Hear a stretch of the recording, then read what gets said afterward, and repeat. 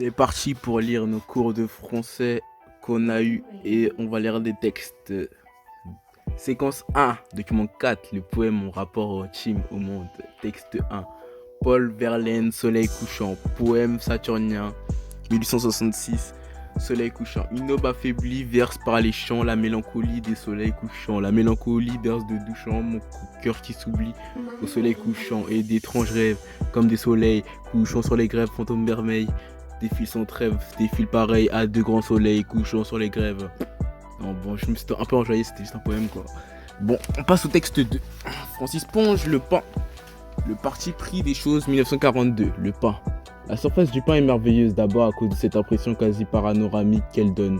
Comme si on en avait donné à sa disposition sous la main les Alpes, les Taurus ou de la cordillère des Andes. Ainsi donc une masse amorphe en train d'éructer fut glissée pour nous dans le four stellaire. Au durcissant, elle s'est façonnée en vallée, crête, ondulation, crevasse. Et tous ces plans dès lors si nettement articulés, ces dalles minces sous la lumière avec l'application couche ses feux, sans un regard pour la mollesse ignoble sous-jacente. Ce lâche et froid sous-sol que l'on nomme la mie a son tissu pareil à celui des éponges, feuilles ou fleurs, ils sont comme des sœurs siamoises, soudées tous les coudes à la fois. Lorsque le pain rassit, ses fleurs fanent et se rétrécissent, elles se détachent alors les unes des autres et la masse en devient friable. Mais brisons-la, car le pain doit être dans notre bouche moins objet de respect que de consommation. Texte 3, Léopold Sédar Senghor, Nuit de cygne, Chant d'ombre 1945, Nuit de cygne. Femme pose sur mon front tes mains balsamiques, tes mains douces plus que fourrure. Là-haut, les palmes balancées qui bruissent dans la haute prise nocturne à peine, pas même la chanson de nourrice qu'il nous berce. Le silence rythmé, écoutons son chant, écoutons battre notre sang sombre, écoutons battre le pouls profond de l'Afrique dans la brume des villages perdus. Voici que décline la lune lasse vers son lit de mer étale. Voici que s'assoupissent les éclats de rire. Que les conteurs eux-mêmes dodelinent de la tête comme l'enfant sur le dos de sa mère.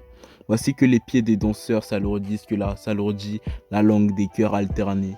C'est l'heure des étoiles et de la nuit qui songe. S'accoude à cette colline de nuages, drapée dans son long pagne de lait. L'étoile des cases luise tendrement. Que disent-ils, si confidentiels, aux étoiles? Dedans, le foyer s'étend dans l'intimité d'odeurs âcres et douces. Femme, allume la lampe aux peurs claires que causent autour les ancêtres comme les parents. Les enfants au lit, écoutant la voix des anciens d'Elissa. Comme nous exilés, ils n'ont pas voulu mourir, que se perdit par les sables leur torrent séminal. Que j'écoute, dans la case enfumée que visite un reflet d'âme propice ma tête sur ton sein chaud comme un dent au sortir du feu et fumant que je respire l'odeur de nos morts. Que je recueille et redise leur voix vivante et que j'apprenne à vivre avant de descendre au-delà du plongeur dans les hautes profondeurs du sommeil. Texte 4, Charlotte Delbo, aucun de nous ne reviendra, 1965. Vous qui avez pleuré 2000 ans, un qui a agonisé 3 jours et 3 nuits. Quelles larmes aurez-vous pour ceux qui ont agonisé beaucoup plus de 300 nuits et beaucoup plus de 300 journées et combien pleurerez-vous? Ceux-là qui ont agonisé tant agonie et ils étaient innombrables, ils ne croyaient pas à la résurrection dans l'éternité. Et ils savaient que vous ne pleurerez pas. Oh vous qui saviez, saviez-vous que la faim fait briller les yeux que la soif ternit? Oh vous qui savez, savez-vous qu'on peut voir sa mère morte et rester sans larmes? Oh vous qui savez, saviez-vous que le matin on veut mourir, que le soir on a peur? Oh vous qui savez, savez-vous qu'un jour est plus qu'une année, une minute plus qu'une vie? Oh vous qui savez, savez-vous que les jambes sont plus vulnérables que les yeux, les nerfs plus durs que les os, le cœur plus solide que l'acier? Savez-vous que les pierres du chemin ne pleurent pas, qu'il n'y a qu'un mot pour l'épouvante, qu'un mot pour l'angoisse? Saviez-vous que la souffrance n'a pas de limite, l'horreur pas de frontières? Le saviez-vous, vous qui savez? Ma mère, c'était des mains, un visage. Ils ont mis nos mères à nu devant nous. Ici, les mères ne sont plus mères à leurs enfants. Fin du poème. Bon, du coup, on va attaquer les citations maintenant. On va voir les petites citations qu'on a eues en français, tout ça. Du coup, dans mon cours, on a eu ça. Ouais. Déjà, les notes. Notes de Victor Hugo, réponse à un acte d'accusation. C'est un texte que j'ai lu. Le poète se place en défenseur des opprimés. Conférence. Structure du poème. Non, confère une structure du poème.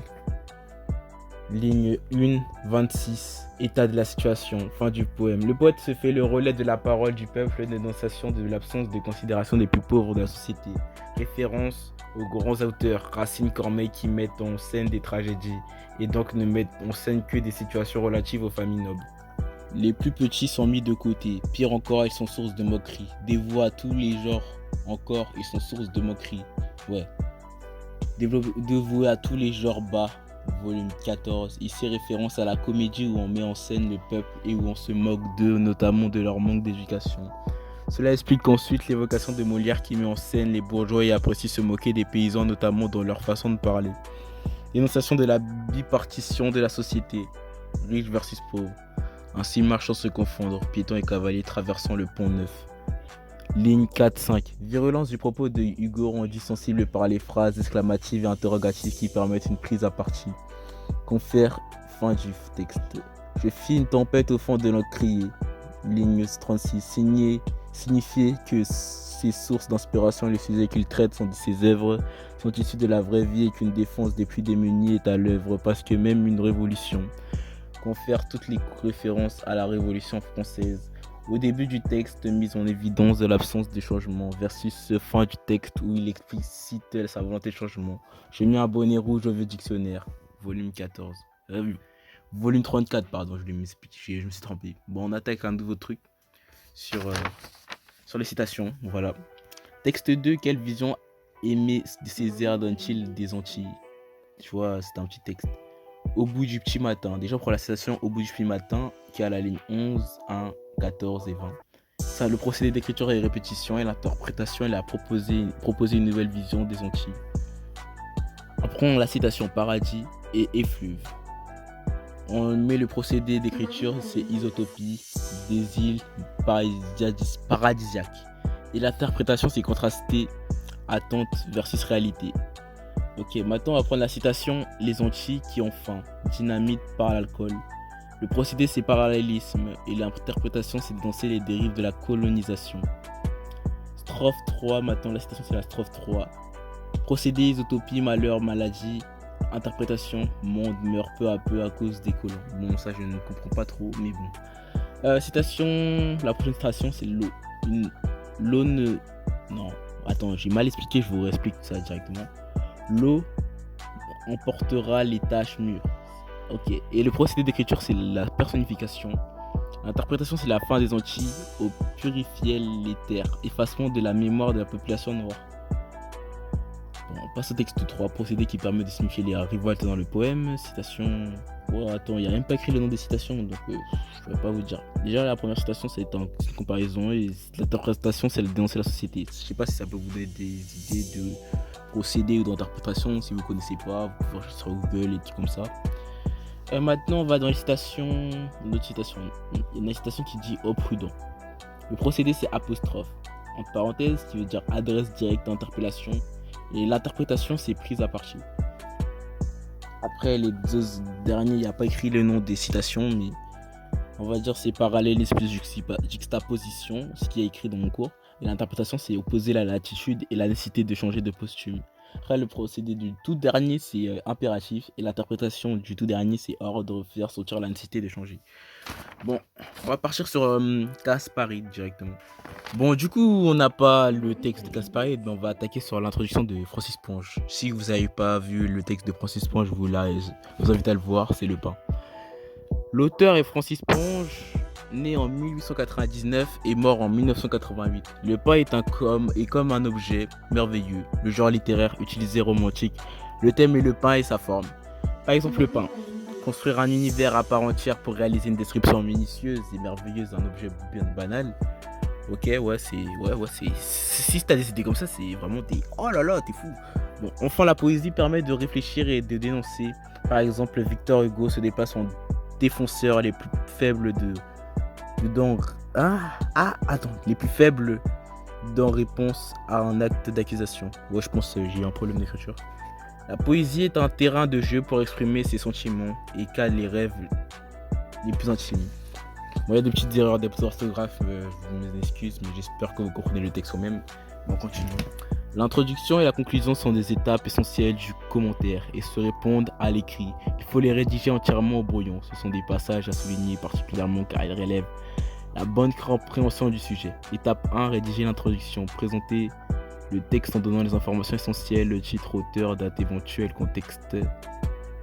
Essayez de la caractériser le plus précisément possible, genre littéraire, thème, forme particulière, sonnet, monologue, portrait. Cette présentation doit être orientée de manière à déboucher sur une problématique posée sous forme de question. Annoncez le plan en 2 ou 3 parties permettant de répondre à cette problématique. Étape 2, rédiger la conclusion. Bilan, répondez à la problématique en reprenant les grandes étapes de votre argumentation. Ouverture, dépassez cette réponse à la problématique. En élargissant la question, en ouvrant la réflexion, vous pouvez vous appuyer sur une comparaison avec un autre texte ou une autre œuvre du même auteur, du même genre littéraire, appartenant au même mouvement littéraire ou traitant du même thème sujet. Bon, je pense que ça va être la fin pour cette vidéo. On n'a plus rien à présenter. Je vous invite à regarder une prochaine vidéo sur moi. Je suis en train de tryhard de livres de YouTube. En mode tryhard, je relis tous mes cours et je vous les fais passer directement à l'oral. Et j'espère que vous comprenez des choses, ou si vous ne comprenez pas, vous pouvez faire des recherches. Est-ce que je transmets bien les informations ou pas. Je vous invite à lâcher un like pour que ma vidéo soit recommandée. Et un commentaire pour dire ce qui vous a plu, ce qui vous a pas plu, ce que je pourrais améliorer dans ma vidéo, ce qui vous fera plaisir, ce que je pourrais raconter dessus. Petits articles à regarder sur internet pour que je lise, tout ça. Moi je suis un orateur, faut pas oublier. Et n'oubliez pas de vous abonner. A plus, ciao.